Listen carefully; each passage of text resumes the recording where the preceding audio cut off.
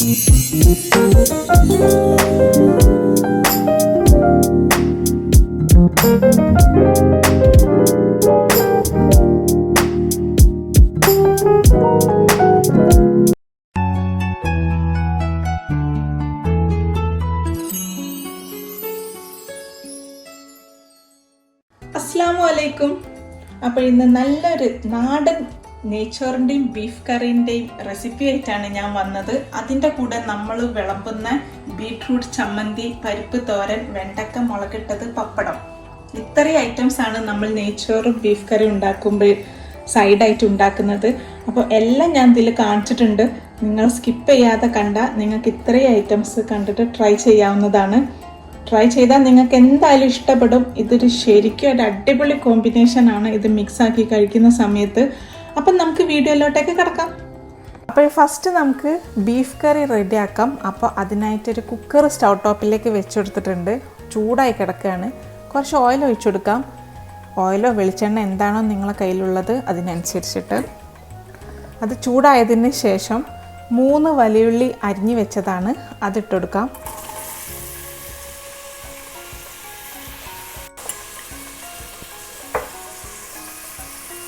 ആവശ്യത്തിന് ഉപ്പ് ചേർത്ത് കൊടുക്കാം.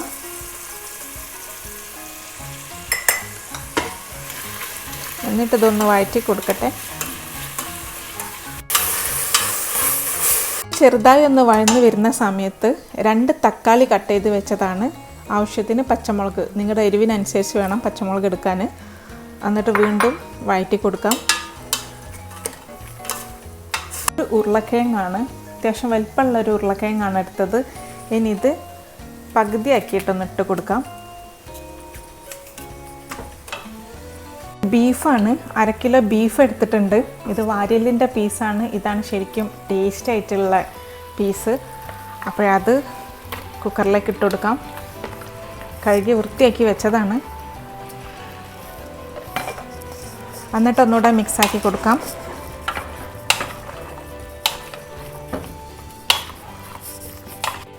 ഇനി വേണ്ടത് 2 ടീസ്പൂണ് ഇറച്ചി മസാല, 1/2 സ്പൂണ് മഞ്ഞൾപ്പൊടി, 1 ടീസ്പൂണ് കുരുമുളക് പൊടി. നിങ്ങളുടെ എരിവിനനുസരിച്ച് വേണം എടുക്കാൻ. അപ്പോൾ നിങ്ങൾക്ക് എത്ര വേണം അതിനനുസരിച്ച് ഇടാം. ഇനി ഇതൊന്ന് ശരിക്കും ഒന്ന് മിക്സ് ചെയ്ത് കൊടുക്കാം. ഇനി പുതിന ഇട്ട് കൊടുക്കാം.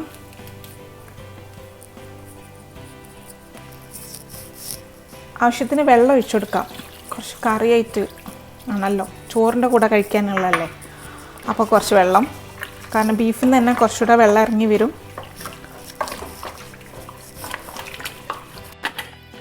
എടുക്കാം.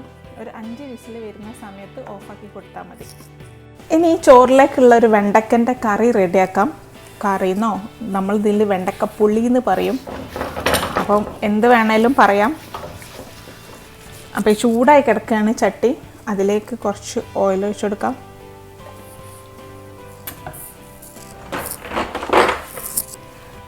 ആവശ്യത്തിന് കടുക് പൊട്ടിയതിന് ശേഷം വറ്റൽമുളക് ഇട്ട് കൊടുക്കാം, 2 എണ്ണം.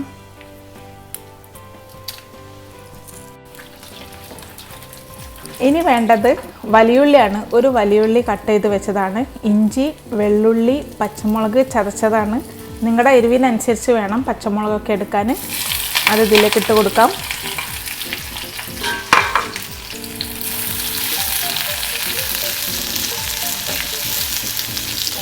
ആവശ്യത്തിന് ഉപ്പ് ചേർത്ത് കൊടുക്കാം.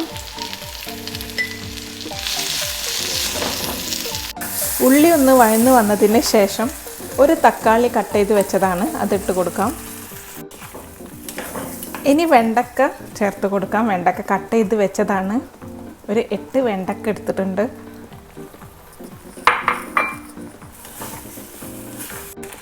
ഈ വെണ്ടക്ക ഒന്ന് വഴന്ന് വരുന്ന സമയത്ത് 1 ടീസ്പൂൺ മല്ലിപ്പൊടി ചേർത്ത് കൊടുക്കാം. 1 ടീസ്പൂണ് ചില്ലി പൗഡർ ചേർത്ത് കൊടുക്കാം. 1/2 ടീസ്പൂൺ മഞ്ഞൾപ്പൊടി. ഇനി ഇതൊന്നുകൂടെ ഒന്ന് ശരിക്കൊന്ന് മിക്സ് ചെയ്ത് കൊടുക്കാം.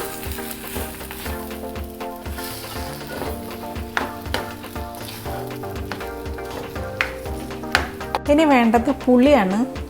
ഈ ഒരു വലിപ്പത്തിനാണ് പുളി എടുത്തത്, അതിട്ട് കൊടുക്കാം. അതിനുശേഷം വെള്ളം ഒഴിച്ചു കൊടുക്കാം. സിമ്പിളാക്കി ഉണ്ടാക്കാൻ പറ്റിയ ഒരു കറിയാണിത്. ഒരു അര സ്പൂണും കൂടെ കാശ്മീരി ചില്ലി പൗഡർ ചേർത്ത് കൊടുത്തിട്ടുണ്ട്, ഒരു കളറ് കിട്ടാൻ വേണ്ടിയിട്ടാണ്. ഇനി ഇതിൻ്റെ വെള്ളം ഒന്ന് കുറച്ച് വറ്റുന്ന വരെ വേവിച്ചെടുക്കാം. അടച്ച് വെച്ചിട്ട് വേണം വേവിച്ചെടുക്കാൻ. ഇനി ഈ ചോറിലോട്ടേക്ക് ഒരു ചട്നി തയ്യാറാക്കാം. ബീട്രൂട്ട് ചട്നിയാണ് തയ്യാറാക്കുന്നത്. അതിനായിട്ട് ഒരു ബീട്രൂട്ട് എടുത്തിട്ടുണ്ട്, ബോയിൽ ചെയ്ത് വെച്ചതാണ്. പിന്നെ ഒരു 5 അല്ലി വെള്ളുള്ളി, 2 പച്ചമുളക്, പുതിന, ചെറിയ പീസ് ഇഞ്ചി. ഇനി ഇത് മിക്സിയുടെ ജാറിലോട്ടേക്ക് ഇട്ട് കൊടുക്കാം. കറിവേപ്പിലയും ഉണ്ട് കേട്ടോ.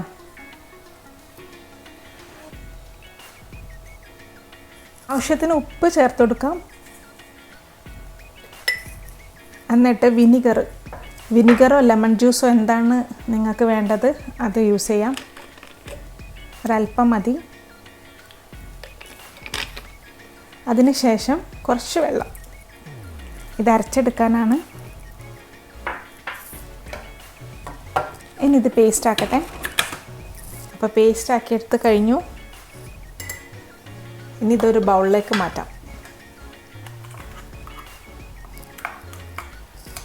ഇത് ഈ ഒരു ചട്നി ശരിക്കും യമ്മി ആട്ടോ. അപ്പോൾ ബീഫ് കറി റെഡി ആയിട്ടുണ്ട്. 5 വിസിൽ വന്നതിന് ശേഷം ഓഫാക്കി. പിന്നെ വിസിലൊക്കെ പോയതിന് ശേഷമാണ് ഓപ്പൺ ചെയ്തത്. വെണ്ടക്ക മുളകിട്ടത് റെഡി ആയിട്ടുണ്ട്. ഇനി ഇതും മാറ്റി വെക്കാം. ഇനി റൈസ് തയ്യാറാക്കാം. റൈസ് തയ്യാറാക്കാനായിട്ട് ഒരു പോട്ട് സ്റ്റൗ ടോപ്പിലേക്ക് വെച്ചിട്ടുണ്ട്. ചൂടായി കിടക്കുകയാണ്. അതിലേക്ക് 1 സ്പൂണ് നെയ്യ് ചേർത്ത് കൊടുക്കാം. അസീലിൻ്റെ നെയ്യാണ്. അതിനുശേഷം കുറച്ച് ഓയിൽ. അപ്പോൾ ഓയിലൊക്കെ ഒന്ന് ചൂടായതിന് ശേഷം 2 വലിയുള്ളി അരിഞ്ഞ് വെച്ചതാണ്, അത് ചേർത്ത് കൊടുക്കാം. ഉള്ളി ബ്രൗൺ കളറാവാൻ പാടില്ല. ബ്രൗൺ കളറായാൽ ചോറിൻ്റെ കളറൊക്കെ മാറിപ്പോവും. അപ്പോൾ ഇനി വേണ്ടത് ഓൾ സ്പൈസസ് ആണ്. വയനയില ചെറുതായതുകൊണ്ട് ഒരു 3 എണ്ണം എടുത്തിട്ടുണ്ട്. 2 സിനമൺ സ്റ്റിക്ക്, 4 ഏലക്കായ, 2 സ്റ്റാർ, ഗ്രാമ്പു, കുറച്ച് പെപ്പർ എല്ലാം കൂടെ ഇട്ട് കൊടുക്കാം. ഇതിലേക്ക് വെള്ളം ഒഴിച്ച് കൊടുക്കാം. 1 കിലോ അരിയാണ് എടുത്തത്, കഴുകി വൃത്തിയാക്കി വെച്ചതാണ്. അപ്പോൾ ഇതാണ് എൻ്റെ മെഷർ. ഇതിൻ്റെ 3 ഗ്ലാസ്സാണ് ഞാൻ എടുത്തത്. അപ്പോൾ ഇതിൻ്റെ 3 ഗ്ലാസ് ആണെങ്കിൽ 6 ഗ്ലാസ് വെള്ളം എടുക്കരുത്, 5 ഗ്ലാസ്, അതായത് 1 ഗ്ലാസ് മൈനസ് ചെയ്തതിന് ശേഷം വേണം ഒഴിച്ചു കൊടുക്കാൻ. എന്നാലേ ചോറ് നല്ല സെറ്റായിട്ട് കിട്ടുള്ളൂ. എപ്പോഴും 1 ഗ്ലാസ് കുറച്ചിട്ട് വെക്കണം വെള്ളം. ഇനി ഇതൊന്ന് അടച്ച് വെച്ച് കൊടുക്കാം. അപ്പോൾ വെള്ളം ഒന്ന് തിളക്കട്ടെ. അടച്ച് വന്നിട്ടുണ്ട്. ഇനി അരി ഇട്ട് കൊടുക്കാം. കഴുകി വൃത്തിയാക്കി വെച്ചതാണ്. ഇനി ഇതൊന്ന് ഇളക്കി കൊടുക്കാം. ഇളക്കി കൊടുത്തതിന് ശേഷം കവർ ചെയ്ത് വെക്കാം. ഹൈ ഫ്ലെയിമിൽ വെക്കേണ്ട, ലോ ഫ്ലെയിമിൽ അത് വറ്റി വരട്ടെ വെള്ളം. അടുപ്പ് റെഡിയാക്കാം. ചട്ടി ചൂടായി കിടക്കുകയാണ്. അതിലേക്ക് കുറച്ച് വെളിച്ചെണ്ണ ഒഴിച്ച് കൊടുക്കാം. ഇനി നമുക്ക് ഇതിലേക്ക് കടുക്, ജീരകം രണ്ടും കൂടെ മിക്സാക്കി വെച്ചതാണ്, ഇതിട്ട് കൊടുക്കാം. കടുക് ജീരകം പൊട്ടി വരുന്ന സമയത്ത് കറിവേപ്പില ഇട്ട് കൊടുക്കാം. അതിനുശേഷം ഒരു വലിയുള്ളിൻ്റെ പകുതിയാണ് കട്ട് ചെയ്ത് വെച്ചത്, അതിട്ട് കൊടുക്കാം. വലിയുള്ളി അല്ല വേണ്ടത്, ചുവന്നുള്ളിയാണ്, ചെറിയ ഉള്ളി. പക്ഷെ എൻ്റെ കയ്യിലില്ല, അതുകൊണ്ടാണ് വലിയുള്ളി എടുത്തത്. ഉള്ളിൻ്റെ കളറൊന്ന് മാറി വരുന്ന സമയത്ത് വേവിച്ച് വെച്ച പരിപ്പാണ്, അത് ഇട്ട് കൊടുക്കാം. ഉപ്പിട്ട് വേവിച്ചതാണ്. അപ്പോൾ നോക്കിയിട്ടൊക്കെ ഉപ്പിട്ട് കൊടുത്താൽ മതി. ഇതിൽ മഞ്ഞൾപ്പൊടി, വേറെ മസാലകളൊന്നും ഇട്ട് കൊടുക്കേണ്ട ആവശ്യമില്ല. ഇനി ആ പരിപ്പിലോട്ടേക്ക് നമുക്കൊരു തേങ്ങാ ചമ്മന്തി റെഡിയാക്കാം. അതിനായിട്ട് കുറച്ച് മല്ലിയില എടുത്തിട്ടുണ്ട്, വെള്ളുള്ളി, 2 പച്ചമുളക്, ഇനി തേങ്ങ ഇട്ട് കൊടുക്കാം. ഇത് ജസ്റ്റ് ഒന്ന് ഒതുക്കിയാൽ മതി, അതായത് വെള്ളം ചേർത്തിട്ട് അരക്കേണ്ട ആവശ്യമില്ല. ഒരു ചമ്മന്തി പരുവത്തിലാണ് അരച്ചെടുക്കേണ്ടത്. ഇനി ഇത് പരിപ്പിലോട്ടേക്ക് ഇട്ട് കൊടുക്കാം.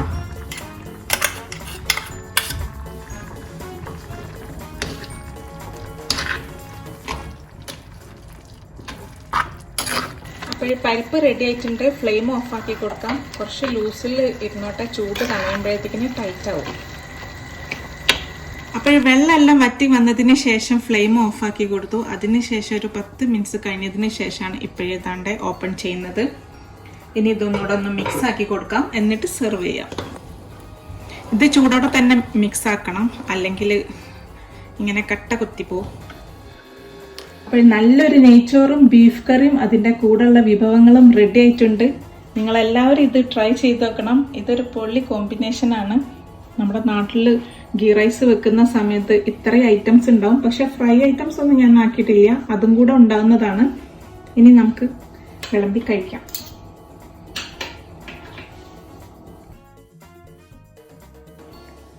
ഒരൽപ്പം ബീട്രൂട്ട് ചമ്മന്തി,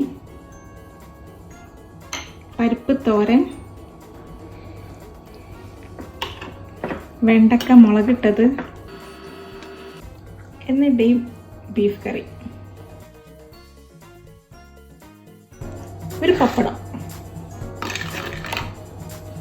ചോറൊക്കെ എപ്പോഴും വെക്കുമ്പോഴെപ്പോഴും വെള്ളം കുറച്ചിട്ട് വെക്കണം, അപ്പോഴേ ഈ ഒരു രീതിക്ക് കിട്ടുള്ളൂ. ഇനി ഇതെല്ലാം കൂടെ ഒന്ന് മിക്സ് ആക്കിയിട്ട് കഴിക്കാം.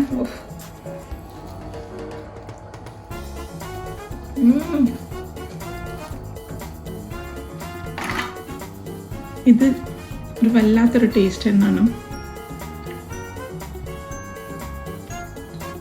വെണ്ടക്ക മുളകിട്ടത്, ബീഫ്, നല്ല നെയ്യുള്ള പീസാണത്.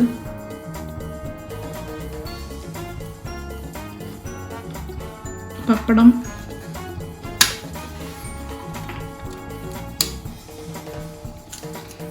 അപ്പോൾ നിങ്ങൾക്ക് എല്ലാവർക്കും ഇത് ഇഷ്ടപ്പെട്ടിട്ടുണ്ടാവുമെന്ന് വിചാരിക്കുന്നു.